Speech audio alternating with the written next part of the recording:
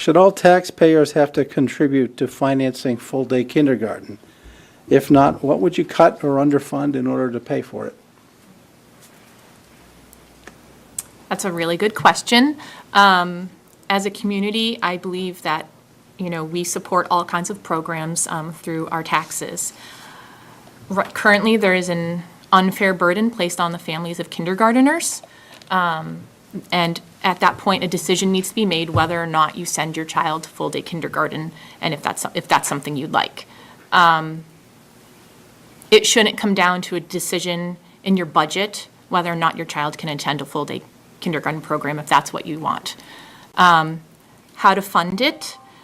I would like to be working closer with the other boards in town, including the selectmen, to make sure that the schools get appropriate funding for any program that the school committee deems to be necessary. If full-day kindergarten is a priority, we would need to go to the school, to the Board of Selectmen to make sure that that is reflected in the budget that we ask them for. Okay, thank you. Darrell? So I don't think there's any question on the value of moving to a full-day kindergarten system. In fact, we have that now. Unfortunately, we need to charge for that second half of the day. Massachusetts currently doesn't require, as a state, that we offer full-day kindergarten there. I think there's a little reluctance on the state because I think they recognize that once they make it a mandate, they also have to fund it. And state funds are then limited in terms of what they would add to the budget. So they've been leaving it to the towns to wrestle with that funding issue there. I've been a supporter of looking at how could we phase in the transition to tuition-free full-day kindergarten, and we want to be looking at that as either a 3 to 5 year plan. However, that plan really involves the active engagement with the rest of the town, the Board of Selectmen, and the Finance Committee to make sure that we have a viable economic path that can get there. What we'll be talking about is trading off future needs. It's irresponsible of the school to just put a budget request in and not know that we have support of both the community for that as well as the other boards. The school committee is not a taxing authority. That's the Board of Selectmen here. So making sure that we have a partnership with it and a viable plan that can get us to where we want to be.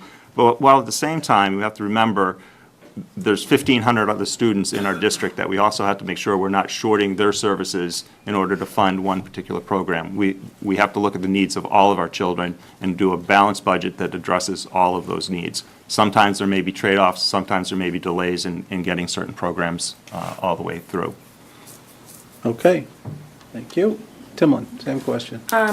I definitely would love to see full-day kindergarten, but as Darrell said, I wouldn't want to take away from any of the other students in the district.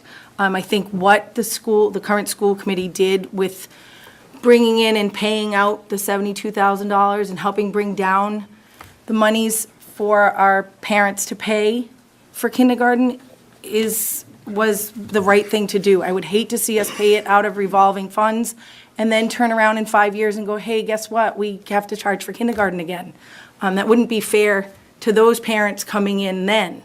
If we try to get it in, work with FinCom and the Board of Selectmen, and work it into our budget where it is something that we pay for and it's there and it's a permanent thing that we are paying for every year and not having to come back in 5 or 10 years and say, okay, we have no funds left and we have to charge again. How are we going to do this to our families now, 10 years later? But I am for it and would love to see it, but right now I don't think it is possible with the funds that we have in the budget cuts at the state and federal levels.